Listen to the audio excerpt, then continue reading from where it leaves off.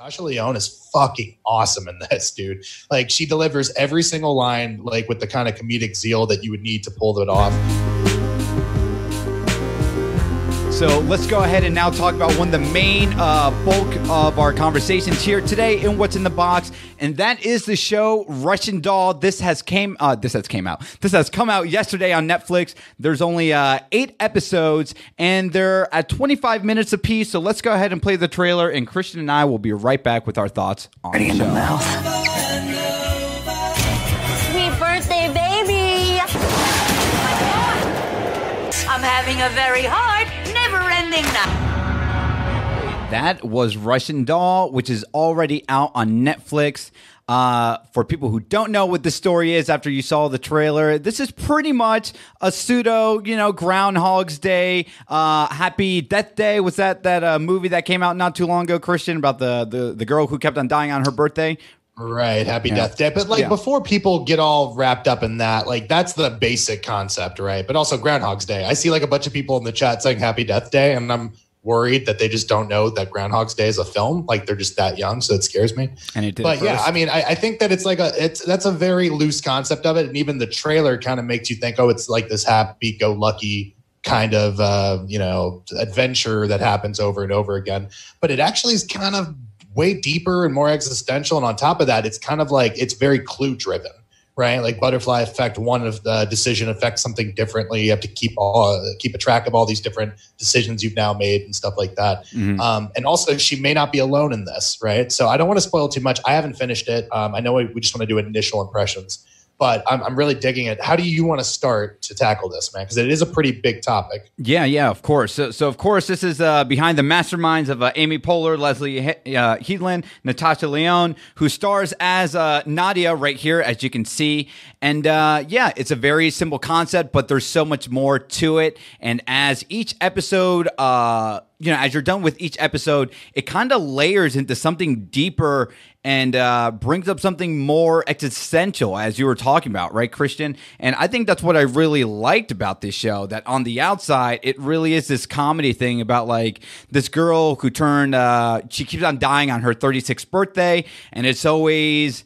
and she's trying to figure out, why am I revived on this, why am I revived every day on this day, and why do I keep on reliving these moments? And then, we see a few episodes in that we have the other co-star in this, and his name is Alan, who lives pretty much a polar exact opposite version of who Nadia is, right? So he's very clean cut, he's very organized, and then that's a strong contrast to who Nadia is, who's a sarcastic smartass. She does a lot of drugs.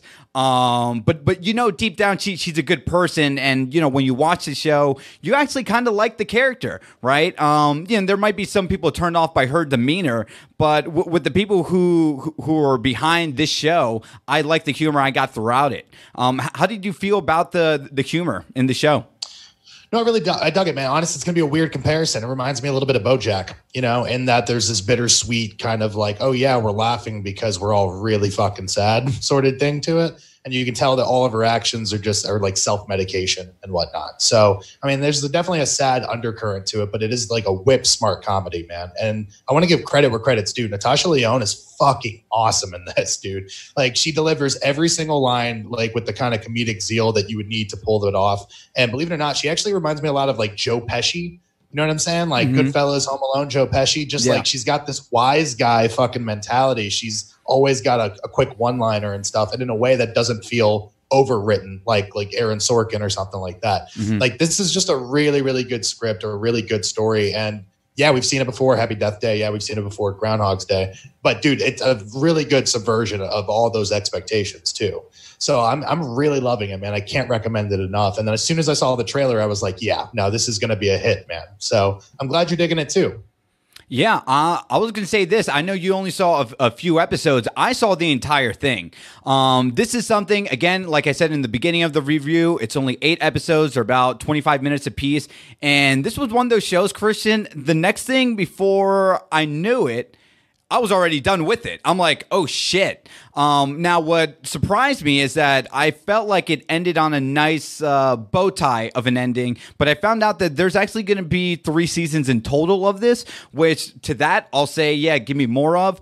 And again, although we've seen this story before of the Groundhog's Day, and it's not something entirely original, what they do with it by adding in Alan, who's pretty much the co-star or supporting role next to Natasha, you do see some interesting dynamics that the show has to offer, which gets me super excited about it, because you're right, there's some existential stuff and questions that they pretty much ask people in their mid-30s, right? We become what we repeatedly do. Do you think it's possible to correct your life? These are the kind of questions that they don't steer away from. And although they add in those, again, comedic moments, when they try to get serious, it does become serious. And just like in the same vein as Maniac was, when we reviewed that way back when with Jonah Hill and Emma Stone, again, as each episode progresses, I feel like they kind of lighten up the humor just to get into the core of what they kind of want people to get as the audience member, with what life is as a metaphor, and, what are we here to do? And, talking about timelines, and, is there different ways that we can, course correct the path that we're on, even when we think it's already too little too late. And to that, I say Russian Doll does that, superbly. Go ahead and watch that, and I can't really recommend it enough. Christian, was there any last-second things you wanted to mention or highlight that I'm forgetting? Yeah, just really quick. I'm glad you brought up Maniac, because I got very similar vibes. So I'm glad you felt the same thing. It also reminded me a little bit of Mike Schur's The Good Place, which is a wonderful comedy. And of course, Mike Schur and Amy Poehler worked on Parks and Rec together. So it kind of seems like they're having similar ideas and they're executing it in different ways, which I think is pretty cool. And the last thing I just want to say is that Damien said that he's not surprised because everything is getting sequel seasons and like no shows do. Mm-hmm. That's kind of true, right? A lot of things that are supposed to be one and done end up getting renewed for something. So far, the only one that I can really think of is Sharp Objects, right? Sharp Objects isn't coming back for a season 2 right now, so we'll see. But it looks like they have a game plan going into it, man. So I've watched 6 episodes. I really love it so far. I can't wait to watch the back 2. And we'll talk about it, I guess, deep dive next week. Yeah, for sure. But for everyone who has seen it, please let me know on the comments down below. Did you love it? Did you hate it? How do you feel about time being so relative? And do you think there's a way or a deep message that Russian Doll is trying to tell the audience viewer to understand and grasp? So I hope you guys enjoyed it. Please, please, please go watch it. I think it's definitely one of the best things Netflix has to offer in 2019.